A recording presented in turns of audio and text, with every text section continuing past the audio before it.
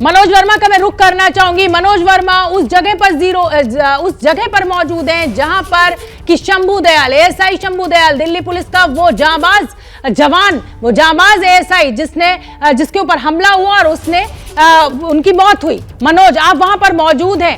भीड़ बहुत ही, जिसे कहा जाए कि दुखद है, वहां पर इकट्ठी तो है लेकिन बचा नहीं रही है एएसआई को, जान चली गई एएसआई की।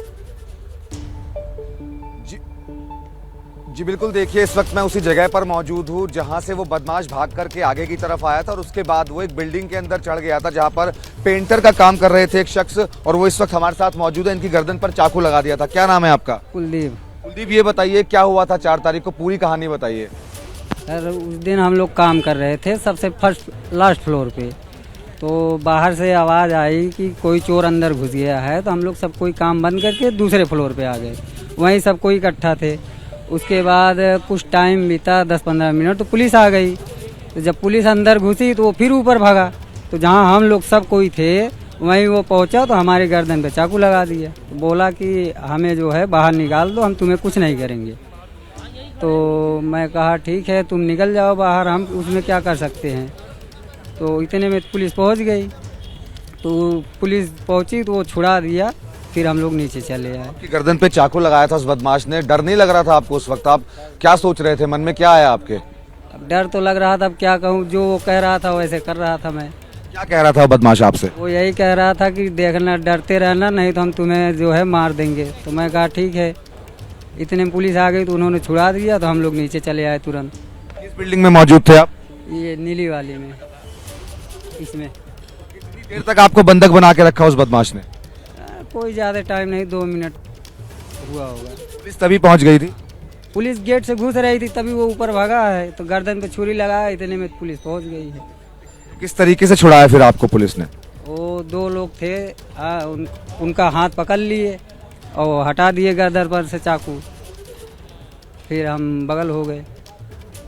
ये बताइए कुलदीप की बहुत सारे लोग मौजूद थे, तो क्या किसी ने पकड़ने की कोशिश नहीं की? सब लोग यहाँ पे वीडियो बना रहे थे, तो किसी ने कोशिश नहीं की उसको पकड़ लें?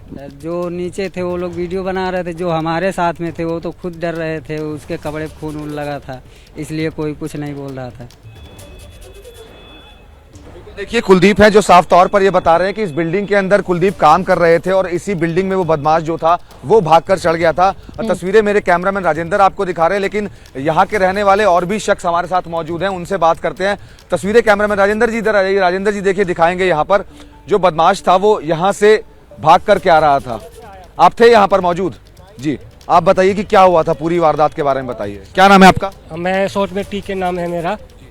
मैं पेशा से पायलट हूँ और ड्राइवर हूँ। इधर ही मेरा गोदाम है। यहाँ पे मैं आया था, मैं अपना चाय पी रहा था। मैं ये बताइए, लेके चलिए हमें वहाँ पर, लेके चलिए। कहाँ पे? मैं बताता हूँ ना, ये सब लोग थे। हाँ, पूरी बात बताइए, क्या हुआ, कहाँ पे थे आप? मैं, ये गाड़ी खड़ी है ना, मैं यहाँ पे खड़ा होकर चाय पी रहा था मैं। हाँ, इस पे ये मेरा गाड़ी नहीं है, मेरा दूसरा गाड़ी है, पर अपने गाड़ी के आगे खड़ा होकर मैं चाय पी रहा था मैं। तो बंदा मेरे आगे से गया निकल के, तो मुझे समझ नहीं आई थी मुझे। बाद में जब उधर से लेडीज और बच्चे सब आए, एक बच्चे को रोक के मैंने पूछा, बेटा क्या हुआ? बोलते अंकल एक पुलिस वाले को चाकू मार के भाग रहा है। जब हमें पता चला, उससे पहले पता नहीं थी हमें। ये बताइए कि जिस वक्त वहां पर चाकू मारा जा रहा था वहां पर भी और लोग मौजूद थे, किसी ने बचाने की कोशिश नहीं की, सब सिर्फ देख के तमाशा देख रहे? ये तो हम बता नहीं सकते वहाँ कौन था कौन नहीं था। बस यहाँ से बंदा मनोज, और इस बिल्डिंग में चढ़ गया था। उसमें मैं बचाने के लिए दौड़ा था, लेकिन मेरे दौड़ने।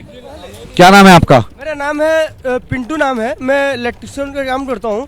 और जानिए जी, जब वो ऐसा कांड हुआ तो मैं कुछ देर के बाद आया सर, और मैं उसका पीछा भी किया, लेकिन क्या मैं बताऊँ, मेरे पीछा करने के बाद मेरे को भी चोट गया। देखिए मेरा हाथ भी फट गया है इस मैटर में। मैं बहुत कोशिश किया बचाने के लिए, लेकिन उससे पहले मैं बचाऊँ तब से पहले कांड हो गया सर। तो उसके लिए मैं क्या बताऊँ सर, मैं तो बहुत कोशिश किया। हमारे ये सीओ साहब थे, बहुत अच्छे आदमी थे, जितनी उनकी तारीफ किया जाए बहुत कम है। लेकिन मैं क्या बताऊं, ऐसे ऐसे भजड़िया है रेलवे स्टेशन पर, जिसको यहाँ थाना तो प्रशासन कोशिश करता है। आप बताइए, एएसआई साहब यहाँ पर आते थे कि आप लोगों से मुलाकात होती थी उनकी? होती थी। आपकी होती थी, आप जानते थे एसआई साहब को? मुलाकात होती थी, मैं डिमोलिशन कॉन्ट्रैक्टर हूँ। एक्चुअली क्या है, जब भी मेरी मुलाकात होती थी तो दुआ सलाम चाय पानी पीते थे, जो बात है। जब मुझे पता चला उनके बारे में स्टेटस लगा हुआ था सुनील जी ने, तब मुझे पता चला उनका देहांत हो गया, जो बात है। बड़ा अफसोस है कि वो हमारे बीच नहीं रहे। बहुत बड़ी बहुत बिल्कुल देखिए, ये तस्वीरें आप उसी जगह से देख रहे हैं कि जहां से एसआई शंभू दयाल जो थे वो इस जगह से यहाँ से उस बदमाश को लेकर के आ रहे थे। आगे इस जुग्गिया हैं, एक कॉल पर वो गए हुए थे। जब बदमाश अनीस को वो यहाँ से लेकर के आ रहे थे, तब आगे अनीस ने अचानक से अपनी जेब से चाकू निकाला और उसके बाद जो एसआई शंभू दयाल थे उनके ऊपर ताबड़तोड़ वार करना शुरू कर दिया। तब भी दिल्ली पुलिस के जाबाज अफसर ने पूरी बहादुरी दिखाई। जिस तरीके से आप सीसीटीवी फुटेज में भी देख रहे हैं, वो बहादुर अफसर लगातार कोशिश करते रहे उसे पकड़ने की।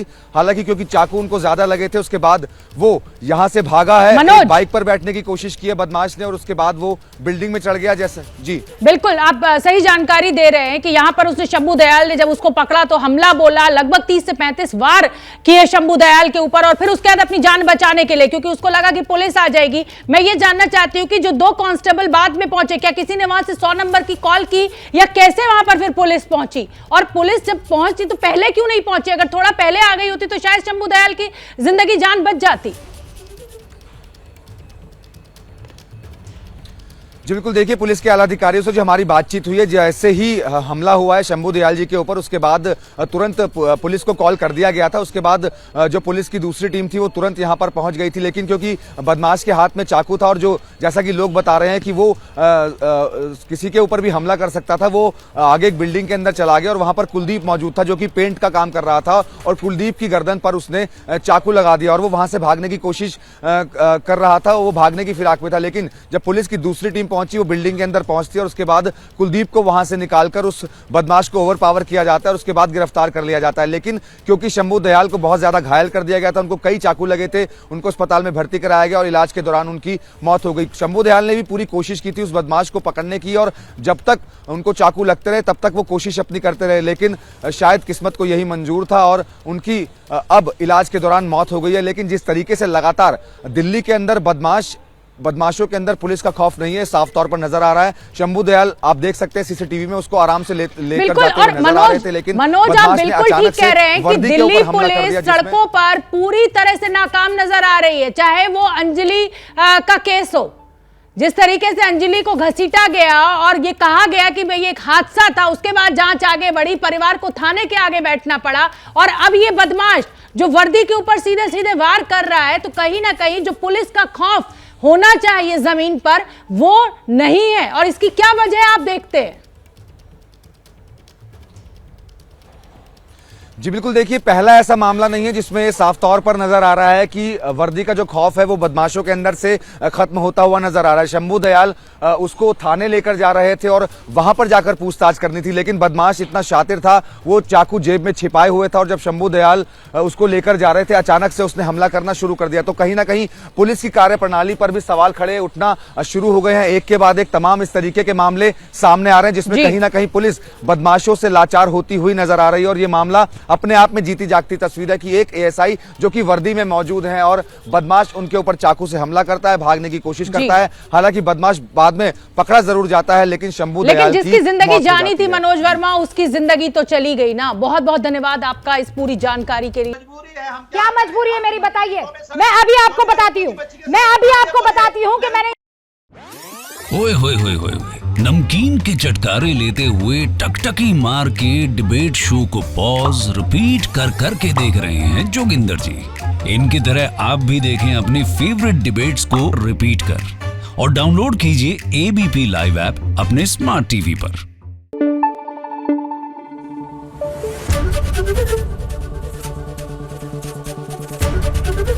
एबीपी न्यूज आपको रखे आगे।